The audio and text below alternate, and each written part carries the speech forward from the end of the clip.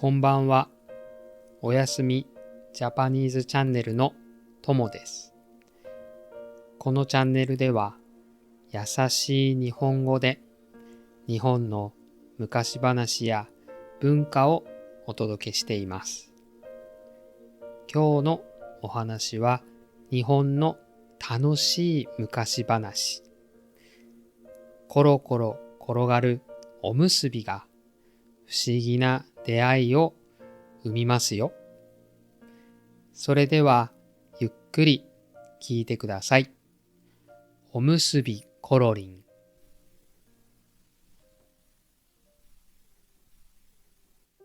昔あるところに優しいおじいさんが住んでいました。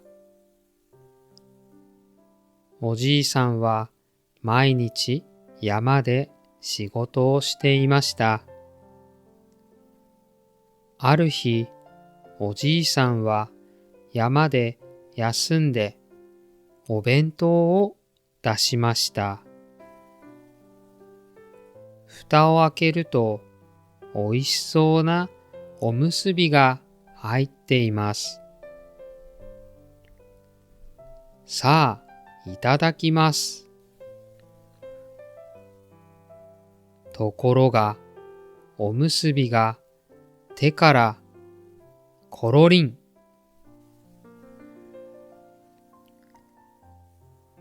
コロコロコロコロ。坂を転がっていきます。おじいさんは急いで追いかけましたが、おむすびはどんどん転がります。コロコロコロコロ。コロコロコロ。やがておむすびは大きな穴に落ちてしまいました。おじいさんが穴を覗くと、中から小さな声が聞こえました。いらっしゃいませ、おじいさん。そこにはたくさんのネズミたちが住んでいました。ネズミたちは歌いながら踊ります。おむすびコロリンすっとんとん。ネズミたちはおじいさんを穴の中に誘いました。中にはおにぎり、お餅、お菓子がたくさん並んでいます。おじいさんはネズミたちと一緒に楽しく食事をしました。ネズミたちは最後に宝物を一つくれました。おじいさんはありがとうと言って家に帰りました。おじいさんの話を聞いて、隣に住む意地悪なおじいさんがやってきました。ほう、おむすびを落とせば宝物がもらえるのか。次の日、意地悪じいさんも山へ行きました。そしてわざとおむすびを穴に落としました。穴の中からはまたネズミたちの声が聞こえます。いらっしゃいませ。意地悪じいさんも穴に入りました。でも、食事の時も宝物が欲しくて、意地悪じいさんはネズミたちに優しくできませんでした。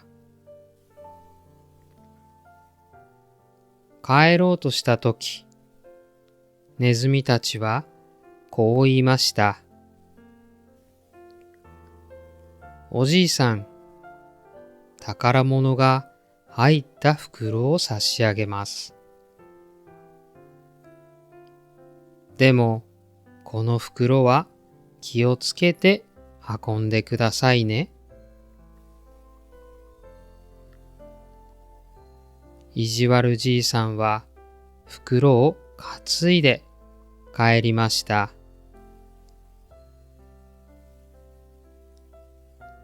でも途中で中を覗きます。その途端、ボンと大きな音と一緒に袋の中から煙が出てきました。袋の中の宝物は全部なくなってしまいました。意地悪じいさんはがっかりして家に帰りました。優しいおじいさんは今もネズミたちに感謝しながら幸せに暮らしています。おしまい。今日のお話、おむすびコロリンはいかがでしたか？おむすび一つが楽しい出会いを生んでくれましたね。優しい心が大切だと教えてくれるお話です。ところで、おむすびとおにぎりの違いを知っていますか？おむすびは結ぶという言葉から生まれました。神様とのつながりを結ぶ、そんな思いが込められています。そこからおにぎりという言葉も生まれて、今はどちらもよく使われます。